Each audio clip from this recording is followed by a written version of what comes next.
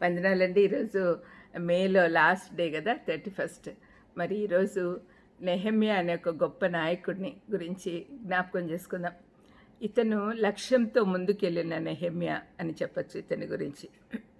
నెహెమ్యా 1:11లో యెహోవా చెవియొగ్గి నీ దాసుడనైన నా మొరను ఆలకించుము అని ప్రార్థన చేస్తూ ఉన్నాడు. యెరూషలేం యొక్క ప్రాకారం కూల్చబడి గుమ్మములు కాల్చబడినవని విన్నప్పుడు నెహెమ్యా దేవుడైన యెహోవాకు ఈ విధంగా ప్రార్థన చేశాడు. అయ్యా నా మొర ఆలకించు అని ప్రార్థన చేశాడు. చారిత్రాత్మకంగా ఈ సంఘటన పాత నిబంధన చివరి దశలో జరిగింది. కూల్చబడిన ప్రాకారాలు అందులోని వారికి భద్రత లోపించిందని తెలుపుతాయి. ఎప్పుడైనా ఆ కాలంలో ఎక్కువగా ఊర్ల చుట్టూ ప్రాకారాలు కట్టుకునేవాళ్ళు.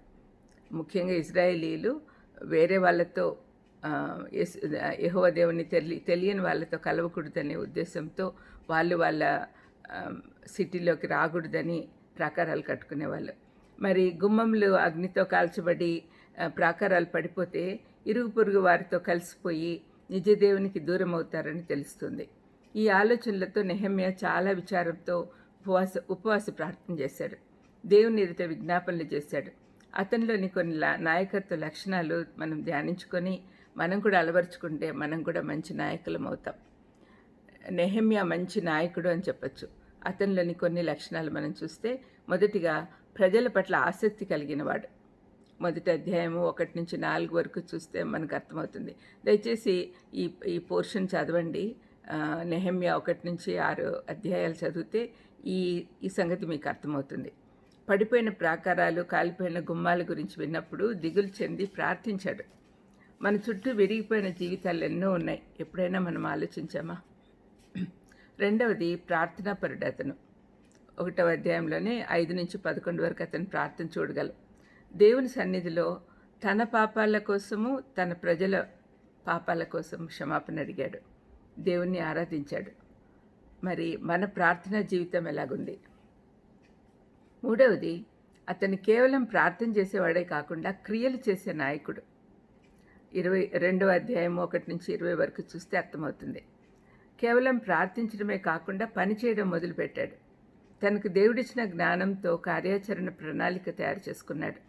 మొదటిదిగా తగ్గింపుతో రాజొద్దకు వెళ్ళి ఆయన ఒప్పించుకొని తన పనికి అవసరమైన వనరులు, అధికారం పొందుకున్నాడు. మనకు కేవలం సిలువ వైపు చూసేవారే కాకుండా సముద్రాలు దాటి మిషనరీ పనులు చేసేవాళ్ళు కూడా చాలా అవసరం. నెహెమ్యా రాజభవనంలో తనకున్న సౌకర్యాలు విడిచిపెట్టి దేవుని కొరకు, ఆయన ప్రజల కొరకు పని చేయుటకు బయలుదేరాడు. మనం ఎప్పుడు మన ఇంట్లోనే ఉంటే పనులు కావండి. కంఫర్ట్ జోన్ వదిలిపెట్టి బయటికి రావాలి. నెహెమ్యా రాజు దగ్గర సేవ చేస్తున్నాడు. రాజుకు పాత్ర అందించేవాడిగా ఉంటున్నాడు. చాలా కంఫర్టబుల్ జీవితం. మరి దాన్ని వదిలిపెట్టి కష్టాల్లో ఉన్న తన ప్రజలను ఆదుకోవడానికి బయటకు వచ్చాడు. మనం కూడా సువార్త ప్రకటించడానికి బయటికి వెళ్ళాలి. ఇంట్లో కూర్చుంటే కుదరదండి. 4వది, సమస్యలను ఎదుర్కొనే ధైర్యం ఉన్న నాయకుడి తను. 4వ అధ్యాయం 1-4 వరకు, తర్వాత 22వ వచనము, 6వ అధ్యాయం 1-15 వరకు మనం చూస్తే అతను చాలా శ్రమలు, కుట్రలు, వ్యతిరేకతలు ఎదుర్కొని దేవుడిచ్చిన నాయకత్వ లక్షణాలతో, దేవుని సాయంతో కేవలం 52 దినాల్లో కూలిన ప్రాకారాలు తిరిగి నిర్మించాడు. మనం దేవునికి స్తోత్రం చెల్లించాలి.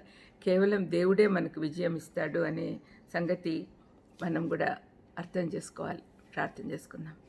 దయమైడ నెహెమ్యా లాంటి నాయకత్వ లక్షణాలు మాకు కూడా దయచేయమని తండ్రి, మిమ్మల్ని నమ్ముకొని దీన హృదయంతో మీ సన్నిధికి వచ్చే భాగ్యం మాకు దయచేయమని యేసుక్రీస్తు నామమున వేడుకుంటున్నాను తండ్రి. ఆమేన్. God bless you.